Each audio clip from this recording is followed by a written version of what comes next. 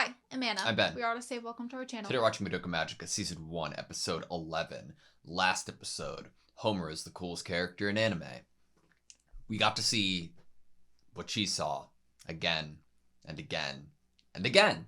The endless maze that she would gladly stay stuck in for her only friend, Madoka. I never thought that we'd get such an in-depth backstory to Homura and really seeing how she grew her own magical capabilities and what that would turn into since the Homura that we're introduced to is obviously the one that has come to be. But, man, the pain that she has already gone through, I don't know how the fuck we are supposed to stop what seems inevitable. Right. Just very interesting what we've seen in terms of like her personality change through it. The coldness that she's kind of taken on as she's entered this maze, this endless reoccurring maze of trying over and over again. No wonder she views herself as even more inhuman than she did before, because she feels like she just has to do these things even if they are cold in order to reach the goal. Save Madoka. Mm-hmm. Even if Madoka becomes a magical girl and one-hit kills Walpurgisnacht, that's not an ending we can have. Nope, that is not an ending we can have. And we have no clue what's going to happen now, because one of the biggest questions we had going into this series, into episode 1, was, oh, that scene we just saw at the beginning of episode 1, is that like the end of this series? No, we got that answered last episode. Yeah, that was the previous we're going to have to watch an opening that has been completely changed contextually for us. Mm-hmm. You ready? Yep. Sweet.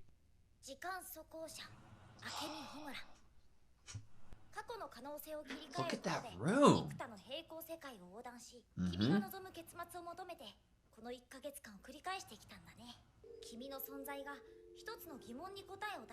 Something there wasn't a precedent before otherwise.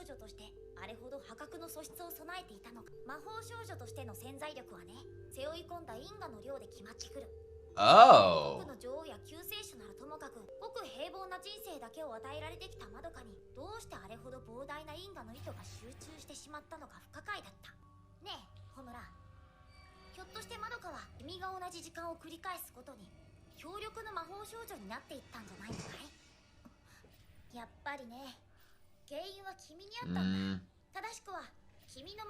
A side effect. That's so apt.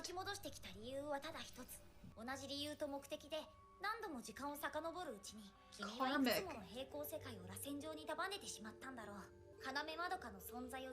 Oh, all fuck. of the existence of Madoka.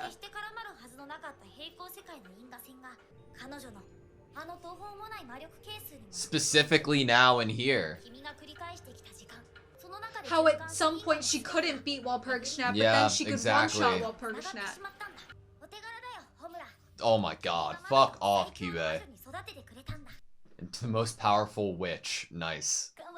Fuck. And one of the last iterations, I remember Kyubey saying, like, we almost met our quota. Yeah. Does that mean eventually, by how strong Madoka karmically would have gotten, they would have just completely met their quota with her? I don't want to believe Kyubey because of how horrific that is and what that means for Homura, but it makes so much sense. It feels like good writing.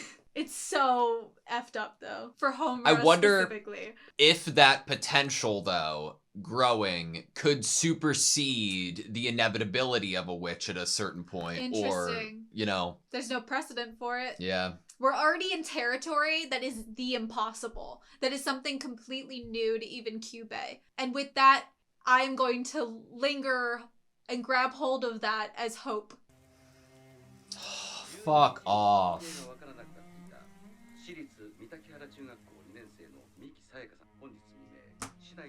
In a room, the room that Kyoku was keeping her in. Jesus.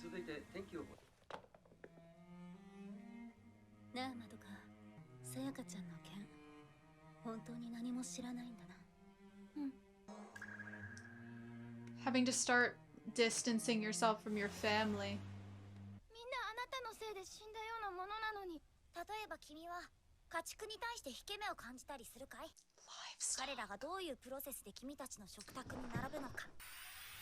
foodstuffs.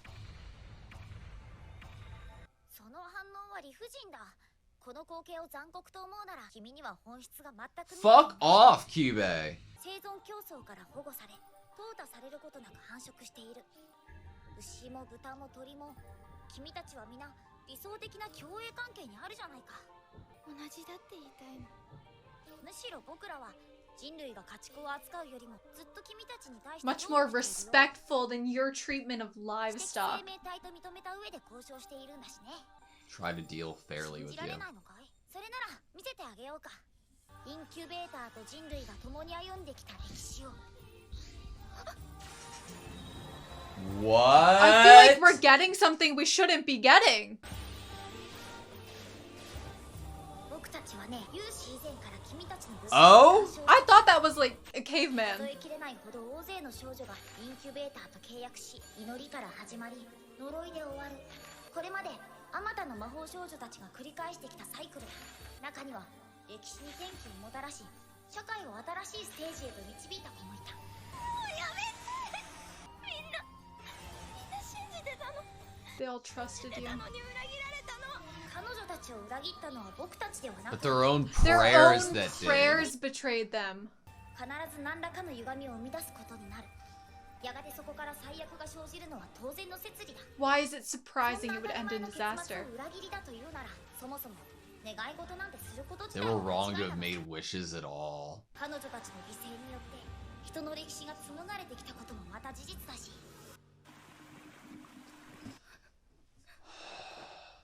それを正しく認識するなら、どうして今さらたかだか数人の運命だけを特別視できるんだい？それが僕たちに理解できたなら、わざわざこんな星まで来なくても済んだんだけどね。僕たちの文明では感情という現象は極めて稀な精神 A 疾患 mental としてかかっている。 disease. すべての個体が別個に感情を持ちながら共存している世界なんて想像だにしなかったからね。 Chaotic. 君たちは今でも裸でホラー穴に住んでたんじゃないかな。やっぱね。 They think themselves the reason why mankind has developed. Is this the teacher? Yeah, I think so. With Madoka's mom? Talking about mommy. まどかちゃんはどう？私の患者は何か知ってる様子ではあるんだ。でも嘘をついてるようにも見えない。初めてなんだよ。あいつの本音を見抜けないなんて。情けねえよな、自分の娘だってのに。なんか一人で背負い込んでるって察してはいたけど、いつまで経っても私に相談してこねえ。 Look at the portrait above too. That's so fucked up given the context. 信じてあげるしかないわね。今まどかちゃんに必要なのは気持ちを整理する時間だろうから。そういうところで要領悪いの相変わらずよね、純子は。 I don't think I could have ever been like happier than that interaction. The fact they have a past relationship. 街中が危ないの。今までの魔女と違って、こいつは結界に隠れて身を守る必要ない。 Doesn't need to hide in a ただ labyrinth. 一度具現しただけでも何千人という人が犠牲になるわ。以外は地震とか竜巻。 That's so Earthquake, fucked it's like up. a natural disaster. Doesn't need a labyrinth, so it's like 絶対にやっつけなきゃダメだよね。だったら一人で十分よ。さくら京子には無理でも、私なら一人でワルプルギスの夜を撃退できる。ただ彼女の顔を立ててあげただけ。本当に？なんでだろう。 false confidence. 嘘つきだなんて思いたくないのに。 Wow. 全然大丈夫だって気持ちになれない。小村ちゃんの言ってることが本当だって思えない。本当の気持ちなんて伝えられるわけないの。私はまどかと違う時間を生きてるんだもの。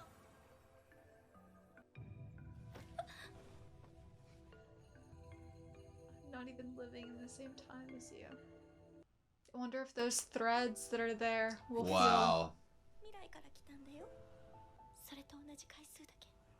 あなたが死ぬところを見てきたの。どうすればあなたが助かるのか。どうすれば運命を変えられるのか。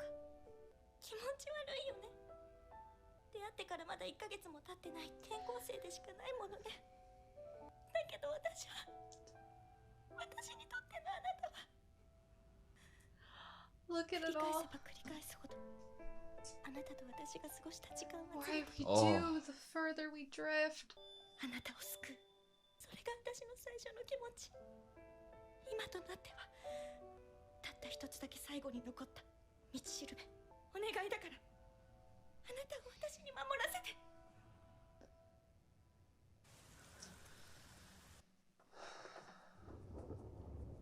The day's coming, I feel like.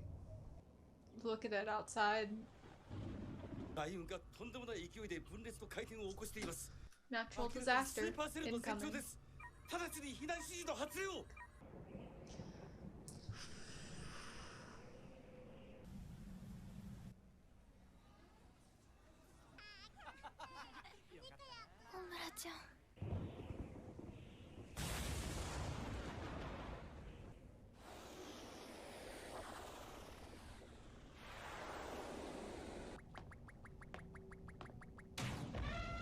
What in the fuck? There's a fucking countdown?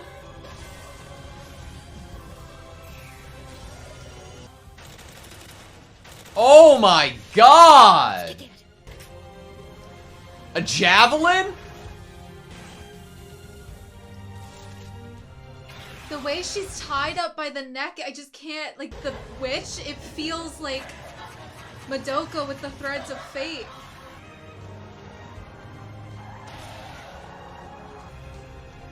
This is fucking insane. Look how big she is! What is that? Just like a gasoline truck? Oh my god! What?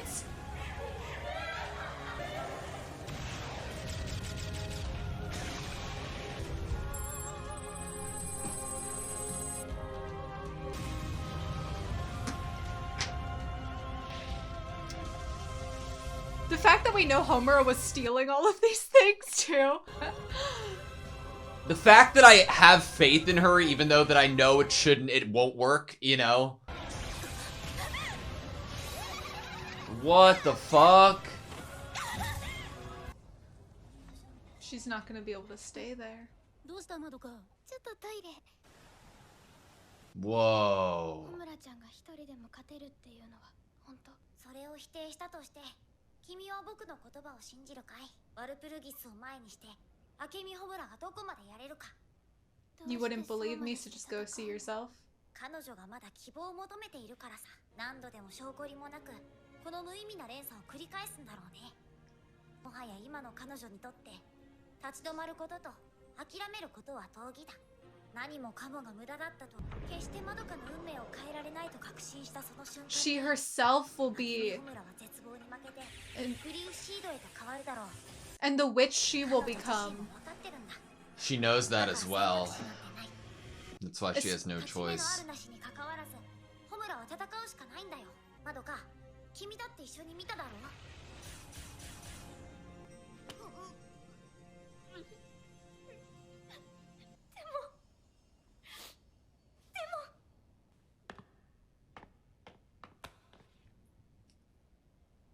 私、友達を助けに行かないと。消防署に任せろ。素人が動くな。私でなきゃダメなの。てめえ一人のための命じゃねえんだ。そういう勝手やらかして、あれがどれだけしている。私だってママのこと、パパのこと大好きだから、自分を粗末にしちゃいけないの。わかる？だから違うの。みんな大事で、絶対に守らなきゃいけないから、そのためにも。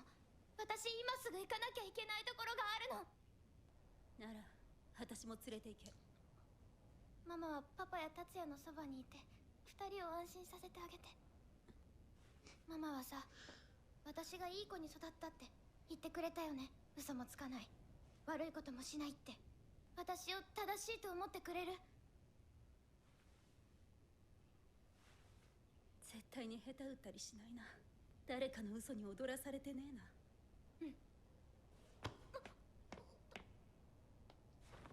ありがとう、ママ。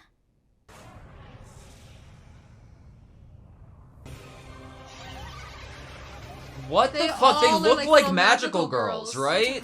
Is it like all the magical girls that died by Walpurgisnacht? Yo, Homura is so fucking cool.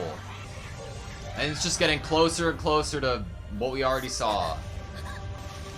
What type of magical girl could Madoka be if she becomes one with no lies? Oh, her leg.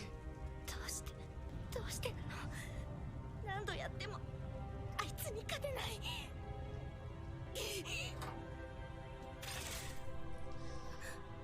それだけまどかの因果が増える。私のやってきたことは結局。The way... Don't give up.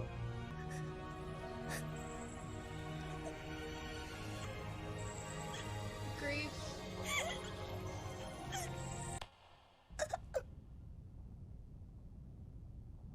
もういい。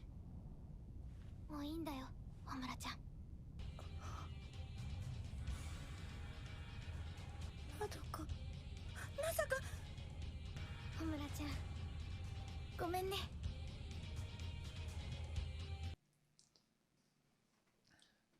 Okay, that was Madoka Magica, Season 1, Episode 11. Jesus Christ. Like, my mind immediately, of course, is, okay, what the fuck's different? Right? Like, obviously, Right. details are, but obviously details are different.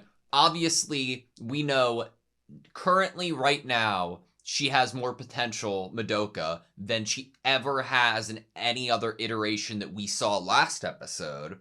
And we don't know the wish. That's where, like, what we have at the moment to go off of. What we also have is the fact that Homura unknowingly has created a karmatic, like, devastation of the entire world, basically.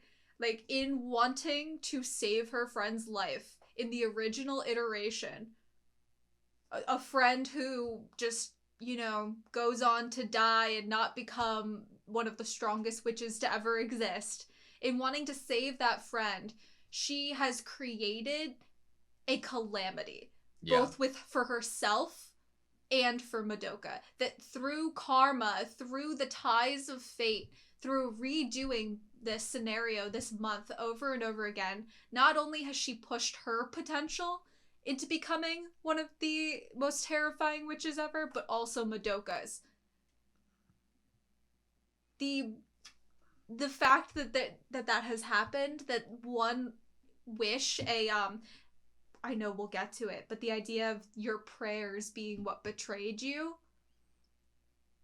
Man. Homura wishing to save this friend has had this spiraling side effect of both her and that friend now in this timeline, and as we go on into possible other iterations of it, more and more a devastation of on a global scale versus the current Walpurgis natural disaster.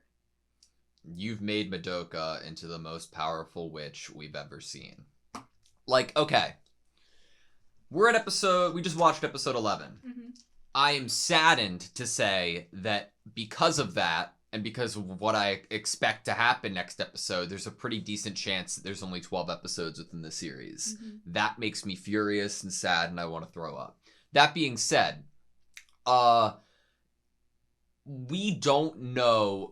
We were told by Kyubey about, like, the idea of Madoka's so powerful this time around we know. Like, added context, right? That she is able to basically rewrite or, like, just meddle with everything. She could be a god of this world, is how Kyubey told us about it a while ago. That's my hope. Like, that's where all of my hope lies on. Right. Currently. All of my hope lies on that through line of dialogue of she could be a god of this world. Kyubey talking to Hiyoko about how the impossible can be done. The unprecedented can be done. I'm holding on to that as if Madoka is able to continue to surpass what would be the strongest witch ever seen or the strongest magical girl ever seen. Without becoming a witch, inevitably. Right. So when she one-shotted Walpurgis, she then became the strongest witch. Yeah. If she never succumbed to grief, if she was able to get strong enough to not only one-shot Walpurgisnacht, but also to save herself from succumbing to grief, then everything would be okay, right? You would think that maybe if she was even stronger now, then she wouldn't succumb to the grief and become a witch. We'd have to see at that point, you know. I'm holding on to this little hope of knowing that the impossible could be possible. See, but in the same conversation, there was so much dialogue about what Homura is going through that the idea of saving Homura from this inevitable loop and having to give in and what giving in actually means is also extremely important and needs to be like capped off in in a way, right? You're right. There was a line, I think Kyubey said something along the lines of that the best thing for Homura, or like the only chance at saving her, would be for her to give up hope. Like the thing with Homura is that she's aware. That was what was like mind-blowing to hear Kyubey specifically say about, like, Homura knows exactly what position she's in, and if she gives up that hope and those attempts at trying, just giving up that hope is enough to break that wish and promise and turn it into becoming a wish, you know? And while knowing that, she was about to do it. Mm-hmm. And until Madoka steps in. Yeah, becoming a witch. And then you're inevitably wondering, okay, well, we get the idea of distortions, right? What happens if not only Homura is creating like this paradox that has made Madoka and her potential stronger, if Madoka, through Madoka dying and becoming a witch, or just dying in general, if Madoka inevitably will always push Homura to keep trying, with those two things working in tandem, would it create some like infinite loop that would end to infinite potential? You know, I'm not sure. Yeah. On one note, there was something that was kind of explained in this episode that shows that like breadcrumbs for facts about Walpurgisnacht were kind of being laid earlier than now, and that is that Walpurgisnacht can appear not in a labyrinth. So, of course, it makes sense that the bodies of those that died to Walpurgisnacht would still be in the real world. Yeah. Instead of disappeared like Kyoko's body. Yeah. So when we see, you know, Mami and Madoka and Homura all after fighting Walpurgisnacht all those times, and their bodies are still there, mm-hmm. It's because there isn't an actual labyrinth to get lost in. Like, this witch is appearing in the real world. Man, that's something, isn't it? The idea that it comes across as like a cataclysmic event, like just like a giant natural. People will equate it to an earthquake, natural disaster, and a hurricane. They don't even see this tsunami. Little girl who's stockpiled javelins and I don't know. At a certain point, I'm like, where the fuck are you getting this shit from? How is no one noticing that she's like, there's someone like a bookkeeper somewhere at some military facility has lost their job because someone has stolen like some of these giant missile launchers. Dude, she is so fucking cool. She like drove while on top of a truck filled with fuel into Walpurgisnacht. She's so fucking cool. That was like probably one of the most epic moments, was her like on top of this truck as it was like going up almost like a roller coaster. I liked, and then after Walpurgisnacht like landed, you saw that there was like a setup of mines and like explosives that were all activating there. It reminded me of something from Naruto Shippuden that I won't specifically say to spoil. I haven't seen Naruto Shippuden. You've seen just Naruto, right? I've just seen Naruto. There you go. But that's what it reminded me of initially. But Homura is so fucking cool. She's my favorite character.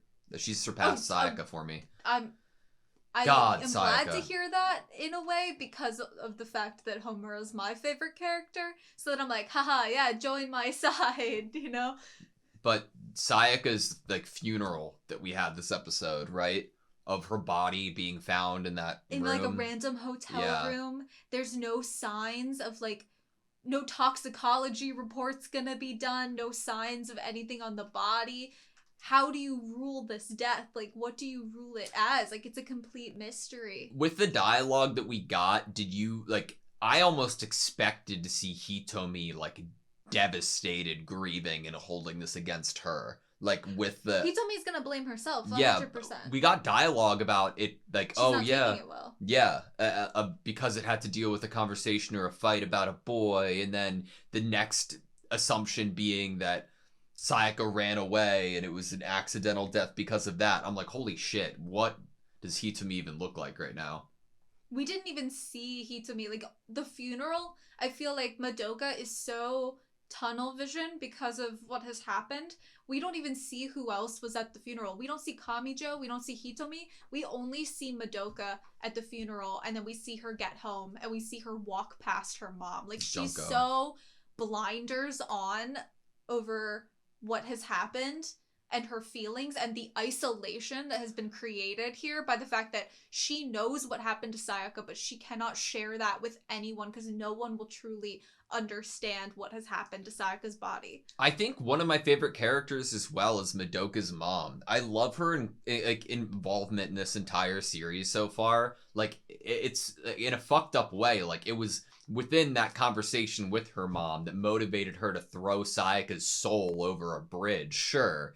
But, like, her involvement's not lost on me. I love the slap even. Like, it's a fucked up world that we're in, that we're having to we're letting a girl go out into a natural disaster, but given the context that we know, and she doesn't, like, I just love the trust that Junko has in Madoka based off of, like, I don't tell lies. I'm like, you guys have raised me well. Yeah. Like, that is, I think in terms of, like, anime parents, I would say that Madoka's parents are probably some of my favorite anime parents, mainly her mom, because of this idea of these parents that were able to raise a child healthily enough in how they raise their child that this child can thrive and live the life they want to live, but also still feel comfortable talking to their parents late at night, even though they know their parents. Her mom gets home from work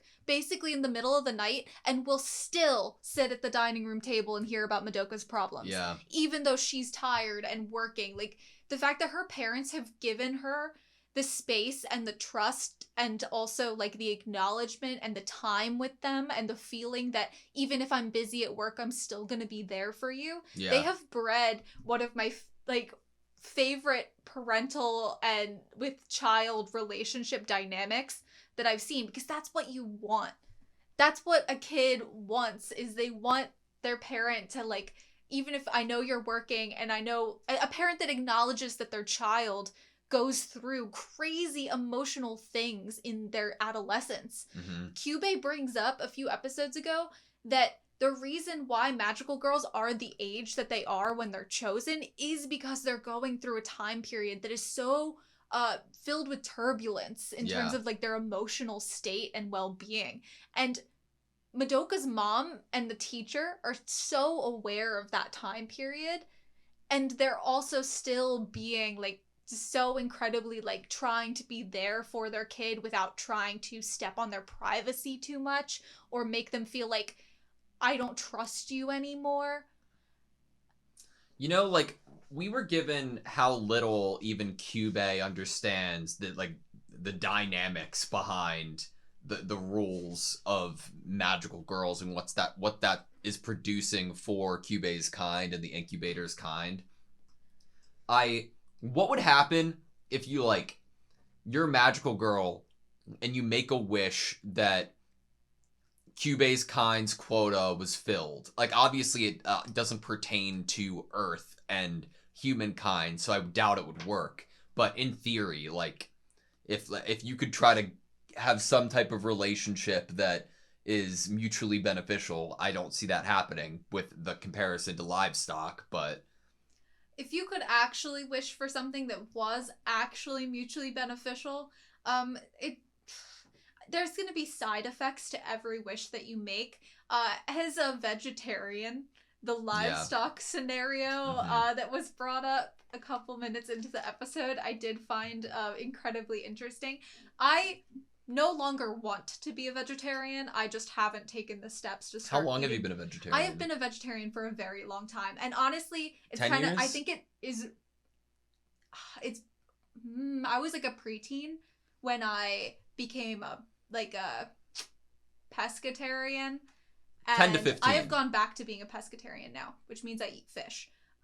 I guess I feel less bad about eating fish, which is really effed up because now I know that some fish are like closer related to cows than other fish because we read a really awesome book that told us all the science about, you know, DNA and fish and evolution and stuff like that. Anyway, I find it really interesting to think about myself becoming a vegetarian with this mind of these preteen magical girls in their turbulent fluctuations of emotions, the things we do at this age, the things we care about at this age. When I became a vegetarian, I did not become a vegetarian because I cared about the animals. And the treatment of them. I knew nothing of that. I didn't really know anything of it. I became a vegetarian at like age 13 because I had a few older cousins that were in their 20s that looked like models, and they were vegetarians. Really? I didn't know that. Mm-hmm. So as a 13-year-old, you know, trying to like want to be pretty and idolizing my older cousins that looked like models to me, I was like, I'm gonna eat like them. And they just happened to be vegetarians, and in my little growing brain at the time, I saw that like 2 + 2 equals, What you the know, hell? I was like, and now I they're live in a beautiful, world skinny, tall, model. that for the past 5 years, I've never seen you eat anything close to meat. We have to decide every place we're going to eat at because it's just become no a meat. habit at this point. Like I obviously have gripes with Yeah, like of the course. like, you know, how the treatment of animals. I would, if I ate meat again, I would be like very specific with where that came from and how the animals were treated. But at this point, it's just habitual to me. I just am so used to not eating meat that I'm always like, oh, especially before world traveling. Like, we've only gone to like Ireland, and in Ireland they have a lot of like vegetable soups. Yeah. And I do eat seafood now, so like fish and chips. But if I were to go to another country, I probably would want to start eating meat first. Just so there were more things that I could eat. Yeah. Or that like a broth doesn't have like, isn't like a chicken broth or a beef broth or something. When I was like traveling Iceland, like that, it's not even just, oh, I get to try this, right? But if you're trying to do things on a budget sometimes and like you don't even have PB&J, like sometimes like a ham and cheese sandwich and just like 30 or just of like them a hot dog if you were yeah. like camping or something. Legitimately, Yeah. we like lived off of hot dogs for weeks. It was This is why I've amazing. never gone camping. Yeah. This is why. But to get back to the show, it right? was related to the show Yeah. because I was telling you a story about when I was around this age. Yeah. So now that you understand complexities of being a vegetarian, would you be a magical girl? Like, if Cube had approached me when I was like 13, as I'm saying, I willingly gave up Chick-fil-A chicken nuggets, even though I look like a loved model? them, to look like a model. You sold I your would have soul. totally sold my soul to Cube. Oh my gosh. What the most interesting thing this episode, by far, just to me specifically, were these couple lines. We have intervened in your civilization's development since prehistoric times. I love every visual that we get. Yes, the fact that all of these visuals we're getting from Cube are in the style of the witches in the labyrinth, I think was a beautiful choice now that we know that the labyrinths and the witches come from the incubators and the magical girls. Countless girls throughout time have made contracts with incubators. Look at them all. They had their wishes granted and then ultimately succumbed to despair. Beginning in hope and then ending in a curse. That is the cycle that countless magical girls have repeated to this day. There are some who have wrought revolutions that change history or elevated human society to new stages of development. That was interesting, like a witch burning at the stake kind of imagery. They all trusted you. They all trusted you, and you betrayed them. It wasn't we who betrayed them, but their own prayers that did. One of the most like hitting lines All of hopes this or wishes episode. for something other than the current reality, after all, and anything that doesn't match reality is bound to create a distortion. So why is it surprising that these things always end in despair? If they considered such a natural outcome beauty, they were wrong to have made wishes at all. Kyubey reminds me of one of those people that, like, you would get so infuriated arguing with because they're coming at you with all this logic and you want to come at the conversation with, like, empathy and sympathy and emotions, and they're like, but, devil's advocate, here's the logic. And you're like, no, but. Yeah. I wouldn't want to talk to Kyubey. I wouldn't want to have arguments with Kyubey about logic. I would get frustrated. It's like, all the tears shed throughout history, I wanted to finish this part, have laid the foundations of the life that you have now. If you understand now, why are you still holding the fates of a few individuals to be so precious? After all the time you spent watching over those girls, do you really feel nothing for them at all? Did you never try to understand how much they were suffering?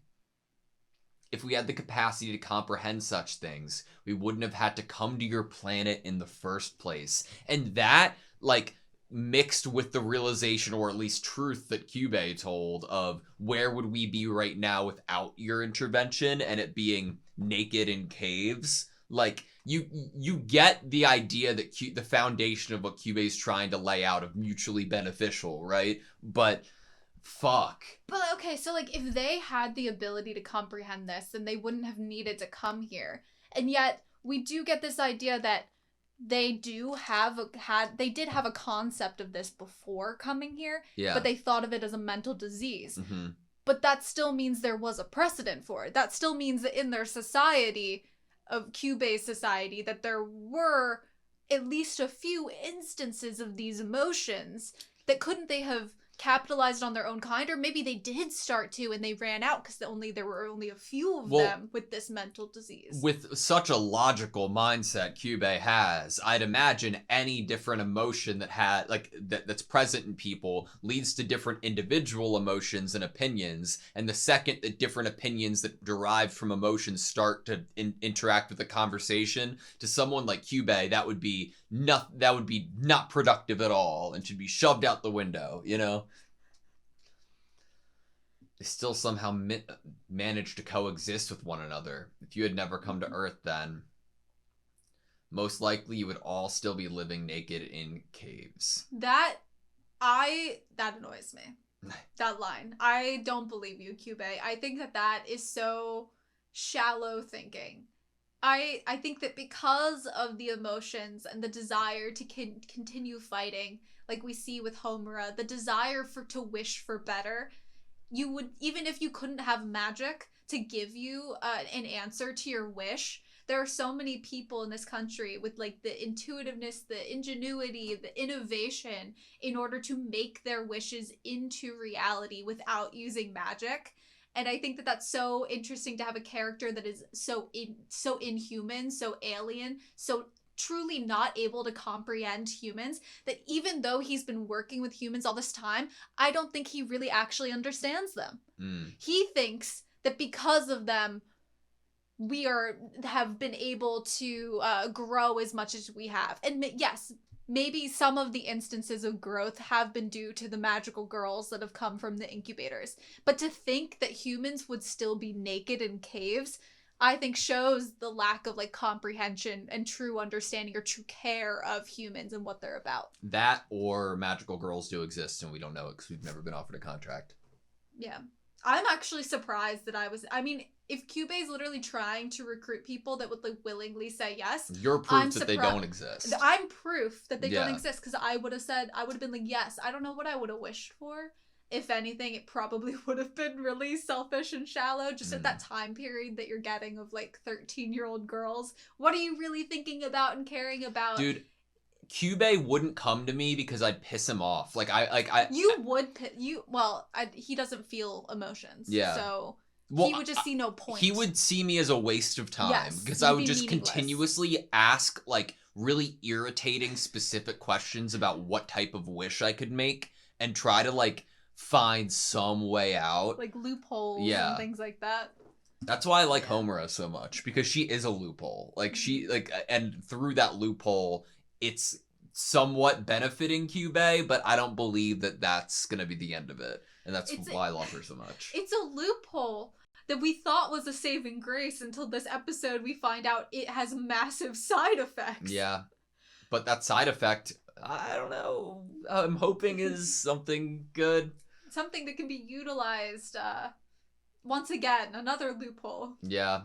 Man, I loved the sequence of Kyubey and Madoka talking within the like safe haven, and they're right in front of windows, and they like obviously it's pouring, raining outside and windy, but I love their depiction of the trees. I think it's so interesting. It's so cool how they're moving.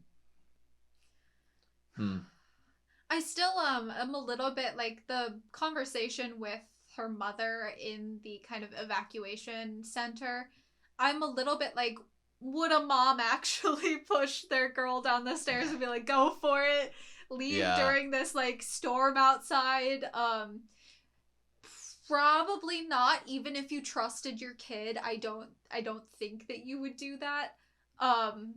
But for the sake of watching the show, I'm glad that it happened, and it felt good that Madoka was given that like nudge and that trust by her mom.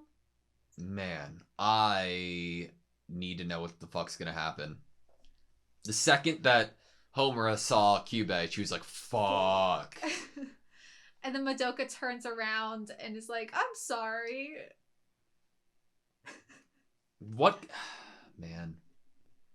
I don't... You know Does what, that mean though? She already did it? You know, yeah, I think so. But one of the reasons that I love the show is that I don't want anything to... Like, I don't want a specific thing to happen. If next episode is the last episode, I have no, like, specific desire of, like, I'm not going to be satisfied unless this happens. I'm just, like, enjoying every step of the way. With how things have gone, I wouldn't even be surprised if the ending was sad. Yeah, definitely. I wouldn't even be surprised if it was like both Madoka and Homura kill each other at the end, so neither of them become witches. And they just die together.